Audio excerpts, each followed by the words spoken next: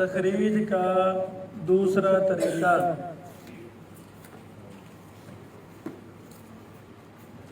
متن حدیث کے ابتدائی لفظ کے ذریعے تخریج کرنا۔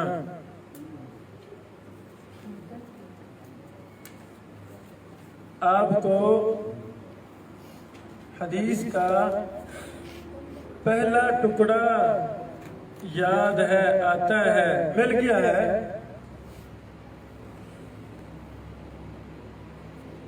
انما الاعمال بالنیات، یہ حدیث کا پہلا ٹکڑا ہے۔ اب ہم نے اس کے ذریعے حدیث کی تخریج کرنی ہے، تلاش کرنا ہے کتب حدیث سے۔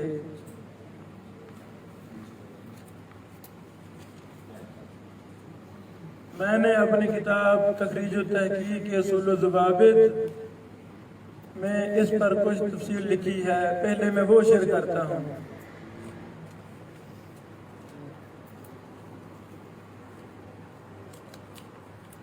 یہ طریقہ اختیار کرنے کے لیے حدیث کے ابتدائی حصے پر مطلع ہونا ضروری ہے۔ پتہ ہوگا تو آپ کی تخریج ہوگی نا۔ پھر ابتدائی حصے کے پہلے حرف کو مطلوبہ کتب میں تلاش کرنا ہوگا۔ جب وہ مل جائے گا تب اگلے حرف کو، پھر اس کے ساتھ والے کو، اس طرح اصل مقصود تک محقق پہنچ جاتا ہے۔ مثلا انما الاعمال بالنیات، جب ہم اطراف میں انما تلاش کریں گے وہاں تو سینکڑوں انما آ جائیں گے، لیکن ہمیں چاہیے انما الاعمال، تو وہاں تلاش کرتے کرتے انما الاعمال بھی ہوگا، لیکن اب انما الاعمال بھی کئی آئیں گے۔ انما الاعمال بالخواتیم آ جائے گا اور انما الاعمال آگے لفظ آئیں گے، لیکن ہمیں چاہیے انما الاعمال بالنیات۔ جب وہ آئے گا ٹکڑا حدیث کا تو آگے ہمیں تفصیل معلوم ہو جائے گی، یہ کہاں ہے، کس کتاب میں ہے، حدیث نمبر کیا ہے، تو فوراً ہم اس کو دیکھ لیں گے، پا لیں گے۔ اس طریقے کا فائدہ کیا ہے؟ اس طریقے سے محقق بڑی جلدی اصل مقصود تک پہنچ جاتا ہے۔ لیکن اس میں نقص بھی ہے کہ شروع حصے میں معمولی سی تبدیلی واقع ہو جائے تب انسان اصل مقصود تک پہنچنے میں ناکام رہتا ہے۔ بات سمجھ لگی؟ آپ کے ذہن میں ہے انما الاعمال بالنیات، تو کسی حدیث میں الاعمال بالنیات آ جائے تو اب الاعمال بالنیات یہ انما میں ملے گا نہیں، یہ آپ کے وہم و گمان میں بھی نہیں ہے۔ اگر کسی حدیث کے شروع میں ان الاعمال بالنیات آئے تو ان الاعمال بالنیات یہ آپ کو انما میں ملے گا نہیں، یا کسی حدیث میں شروع میں لفظ انا یا انما ہو ہی نہ، الاعمال بالنیات ہی ہو، کیا یہ پھر ملے گا؟ سمجھا گی؟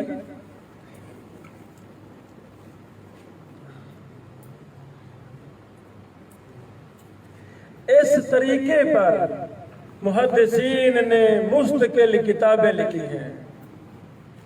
3 قسم کی کتابیں ہیں متن حدیث کے ابتدائی لفظ کے ذریعے تخریج کرنے کے لیے، 3 قسم کی۔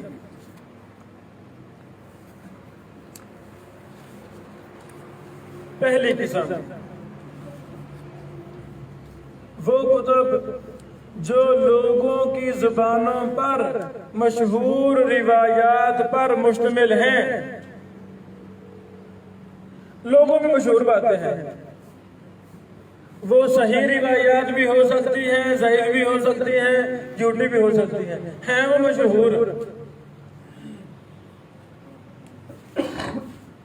یہ ایک مستقل تاریخ ہے، محدثین نے مشہور روایات پر مستقل کتابیں لکھی ہیں۔ اگر کوئی روایت جس کی ہم نے تحقیق تخریج کرنی ہے وہ مشہور ہے تو ہمیں کہیں جانے کی ضرورت نہیں ہے، بس جو مشہور روایات پر کتابیں لکھی ہیں ان کو پکڑیں، مطالعہ کریں، حروف تہجی کی اعتبار سے دیکھیں، فوراً آپ کو روایت مل جائے گی۔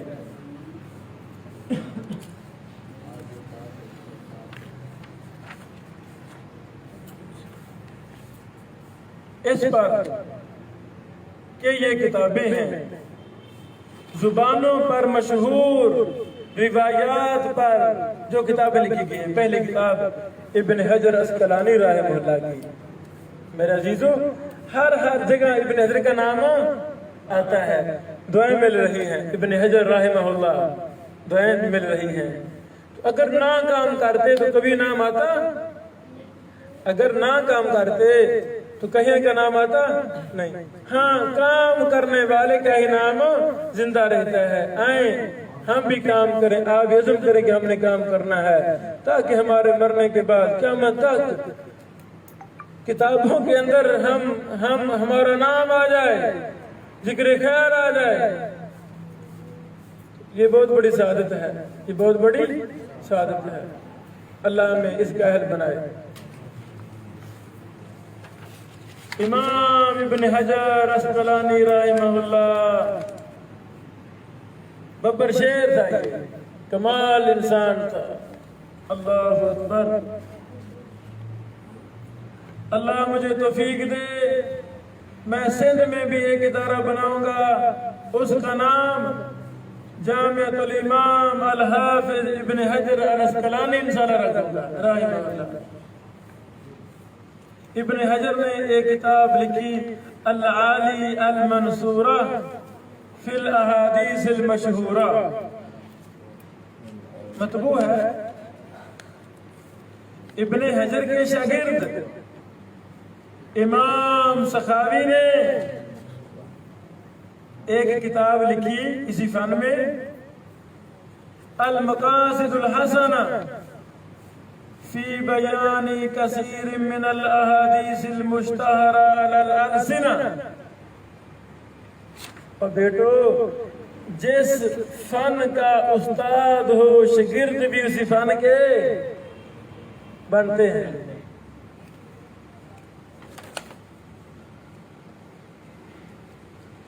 یہ ابن حجر کے شاگرد امام سخاوی کی کتاب ہے۔ ابن حجر کے دوسرے شاگرد امام سیوطی رحمہ اللہ کی بھی ایک کتاب ہے۔ سیوطی نے بڑی کتابیں لکھی، اللہ ان سے راضی ہو جائے۔ الدرر المنتصرہ فی الاحادیث المشتہرہ،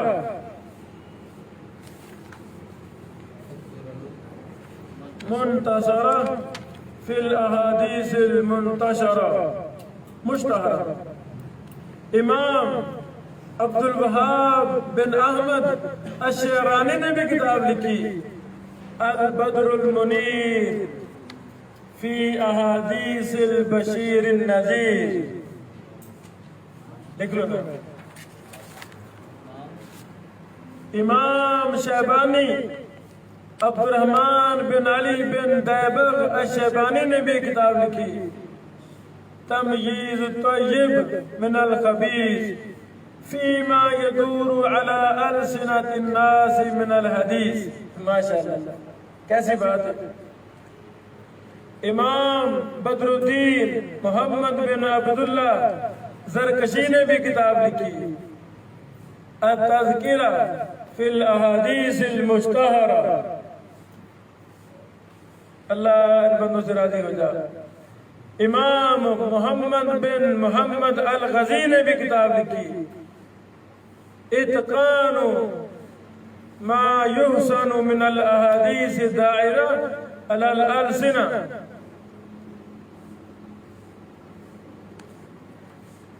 امام محمد بن احمد خلیلی نے بھی کتاب لکھی تسہیل السبیل إلى كشف الالتباس أما اشتهر من الأحاديث بين الناس.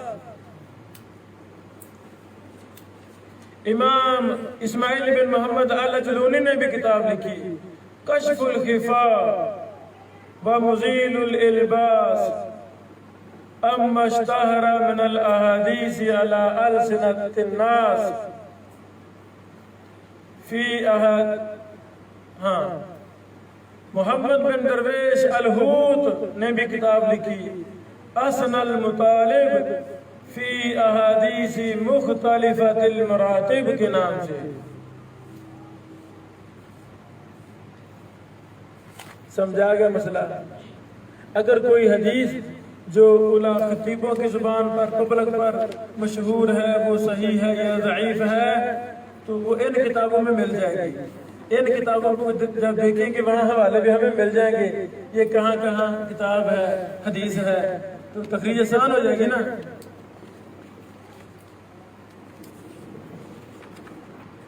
دوسری قسم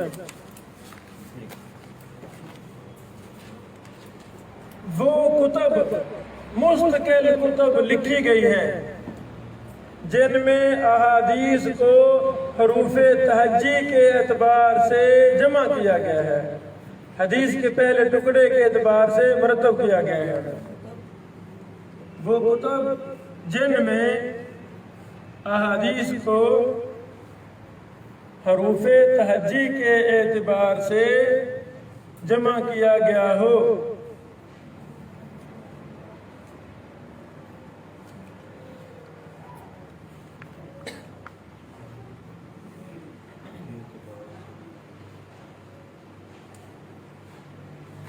اس فن پر سب سے بڑی کتاب امام جلال الدین سیوطی کی ہے.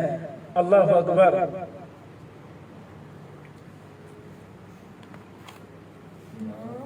امام جلال الدین سیوطی کی کتاب ہے سب سے بڑی کتاب اطراف پر لکھی جانے والی. اس کا نام ہے الجامع الکبیر.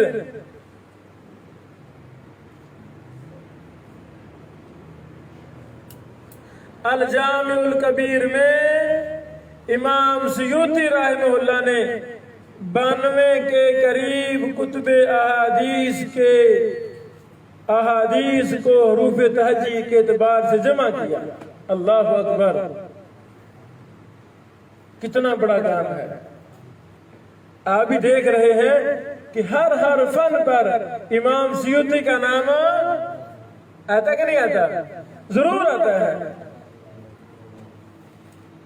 امام سیوطی امام تھے کہ مولوی تھے؟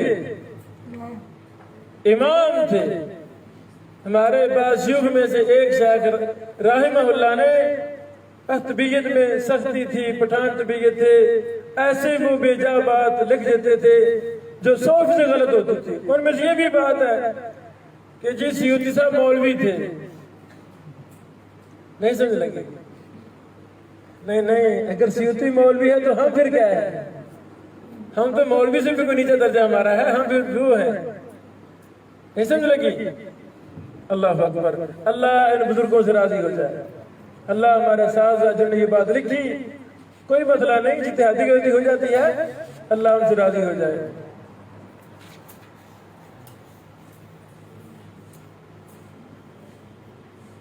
اس کا نام ہے الجامع الکبیر. اصل اس کا نام ہے جمع الجوامع یا الجامع الکبیر. امام سیوطی رحمہ اللہ نے اس میں 2 قسمیں بنائیں. پہلی قسم الاحادیث القولیہ قولی احادیث نبی علیہ السلام کی قولی احادیث جو آپ نے ارشاد فرمائی. دوسری قسم بنائی الاحادیث الفعلیہ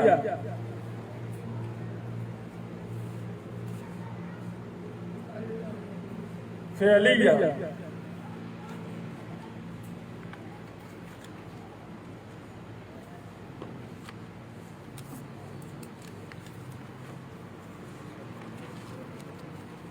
پھر امام سیوطی یہ جو ہے نا الجامع الکبیر اس میں 46,000 سے زیادہ احادیث موجود ہے. کتنی؟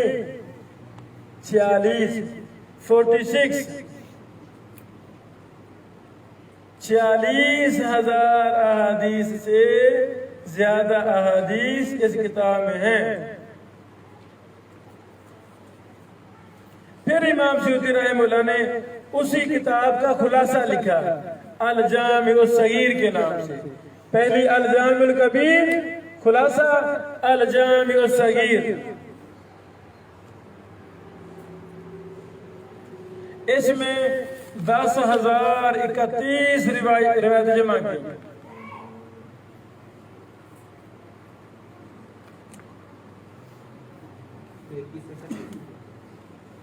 دس 1031.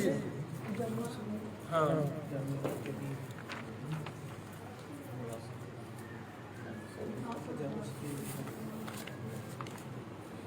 اب ایک کتاب کے منہج پر یہ بات ہونی چاہیے جو ہم نے اپنی دیگر کتابوں میں کر دی ہے، اور شیخ عزیر یونس حافظہ اللہ ہمارے محبوب دوست، انہوں نے اصول التخریج نامی اپنی کتاب میں بھی ایک کتاب کے منہج پر وہ تفصیل لکھی ہے.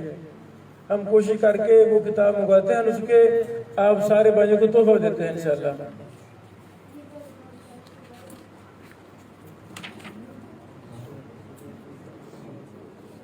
اسی طرح امام احمد بن محمد بن صدیق الغماری الحسینی نے المداوی لعلل الجامع الصغیر و شرح المناوی کے نام سے 6 جلدوں میں کتاب لکھی. انہوں نے الجامع الصغیر کی روایات پر تحقیق و تحقیق علل کا کام کیا. اسی طرح علامہ عبدالمناوی نے فیض القدیر شرح الجامع الصغیر لکھی، جامع الصغیر کی شرح لکھی. ہاں المناوی کی یہ لمبی تفصیل ہے. شیخ یوسف نبہانی نے الفتح الکبیر فی ضم زیادہ الی الجامع الصغیر لکھی. یعنی امام سیوطی کی الجامع الصغیر پر بڑی کتابیں لکھی گئی، کسی نے شرح لکھی، کسی نے استدراک کیا وغیرہ وغیرہ. تیسری قسم کی کتب، اطراف پر لکھی جانے والی تیسری قسم، مفاتیح و فہارس. ان کا نام ہے کتابوں کا مفاتیح و فہارس. کیا مطلب؟ اس سے مراد وہ کتابیں ہیں جن کو مخصوص کتب حدیث کے لیے بطور مفتاح یا فہرست کے لکھا گیا تاکہ ان مخصوص کتب کی احادیث پر اطلاع پانا آسان ہو سکے. مثلا آپ صحیح بخاری کو لیں، تمام احادیث کو اطراف کے اعتبار سے اکٹھا کر دیں. مفتاح صحیح بخاری، فائدہ ہو گیا نا کہ صحیح بخاری میں کوئی حدیث تلاش کرنی ہے تو مفتاح دیکھیں، فوراً آپ کو مل جائے گی. فائدہ ہو گیا. یا کوئی فہرست تیار کر دیں. چند مشہور مفاتیح اور فہارس جو چھپی ہوئی ہیں، متداول ہیں. مفتاح الصحیحین، ایک شیخ تھے محمد شریف بن مصطفیٰ التوقادی رحمہ اللہ، انہوں نے مفتاح الصحیحین نامی کتاب لکھی. حروف تہجی کے اعتبار سے دونوں کو جمع کر دیا. مفتاح الصحیحین محمد الشریف بن مصطفیٰ التوقادی. دوسری مفتاح الترتیب لأحادیث تاریخ الخطیب، تاریخ بغداد، خطیب بغدادی صاحب کی پڑھی، مطالعہ کی، درمیان میں جو حدیثیں ملی ان کو حروف تہجی کے اعتبار سے مرتب کر دیا. احمد بن محمد صدیق الغماری. البغیہ فی ترتیب الحلیہ، فہرست لأحادیث صحیح مسلم القولیہ، مفتاح لحدیث موطا مالک، فہرست لترتیب حدیث ابن ماجہ۔ بات ختم کرتا ہوں، اور بھی کتابیں لکھی گئی۔ یہ ہمارا دور جدید طرز تحقیق، طرز اتباعت کا دور ہے۔ اب الحمدللہ اکثر عربی کتب حدیث جو شائع ہو رہی ہے، ان کے آخر میں فرشتیں ضرور ہوتی ہیں حروف تہجی کے اعتبار سے۔ شیخ البانی رحمہ اللہ کے صحیحہ ضعیفہ وغیرہ، ان میں بھی شیخ رحمہ اللہ نے اطراف جمع کروائے، شائع کیا تاکہ حدیث تلاش کرنے آسان ہو۔ سنن اربع، کتب ستہ، مسند احمد، جو بھی کتابیں نئے انداز میں نئی تحقیق و تخریج سے شائع ہو رہی ہیں، الحمدللہ وہ تمام کی تمام اطراف کی فہرست کے ساتھ ہی شائع ہو رہی ہے، تو فائدہ بھی ہو جاتا ہے، جلدی حدیث مل جاتی ہے، ورنہ ساری پڑھنی پڑے گی۔ جس کتاب سے بھی ہم نے، استاد محترم حافظ بہر رضی صاحب رحمہ اللہ نے تو اپنی اردو اکثر کتابوں کے آخر میں اطراف لکھے تاکہ تلاش کرنا آسان ہو جائے۔ ہاں، اردو میں یہ نہیں ہوتا، حالانکہ یہ اردو میں بھی ہونا چاہیے۔ علمی کتابوں کے آخر میں اطراف کی فہرست پڑھنی چاہیے تاکہ تلاش کرنا آسان ہو جائے۔ تو اس پر بدید شاہ راضی صاحب رحمہ اللہ نے بھی کئی کام کیے، شروع کیے تھے اطراف پر، لیکن وہ نامکمل ہے، اللہ کا بھی مکمل ہو جائے۔ اس طرح ابھی بھی بہت زیادہ کتب پر اطراف کی ضرورت ہے۔ مثلا تاریخ دمشق پر ایک میں نے کیا، باقی کام پر میں نے انڈر لائن نشانیاں لگائی ہوئی ہیں، تو اس میں کہ یہ بھی میرے ذہن میں ہے کہ تاریخ دمشق میں موجودہ مرویات پر اطراف پر کام ہو تاکہ تلاش کرنا آسان ہو جائے۔ وہ حدیث باسند وہاں موجود ہے، وہاں سے ہم لکھ سکتے ہیں، جلد اس کو فائدہ لے سکتے ہیں۔ ویسے جو تاریخ دمشق کا نسخہ ہمارے پاس ہے، ایک ہی نسخہ ہے 85 جلد والا، اس میں آخر میں یہ اطراف موجود ہے۔ مجھے یاد آ گیا، تاریخ دمشق جو نسخہ ہے، مزید کنفرم کر لینا، آخر میں اطراف موجود ہے، تو ان کی مدد سے تاریخ دمشق کی تمام عربیات وہ الگ ہو سکتی ہیں، سند کے ساتھ 8-10 جلدوں میں وہ ڈاٹا جمع ہو جائے گا کہ یہ وہ احادیث ہیں جو تاریخ دمشق میں موجود ہیں۔ فائدہ ہو گیا نا اطراف کا، یاد آ گیا۔ مسند احمد جو چھپی ہے 50 جلدوں والی، اس میں بھی آخر میں 2-3 جلد اطراف موجود ہیں۔ تو جس کتاب سے بھی تخریج کرنی ہے، کوشش کریں وہ نسخہ تلاش کریں جس میں اطراف ہیں تاکہ جلدی مل جائے۔ بارک اللہ فیک۔ السلام علیکم۔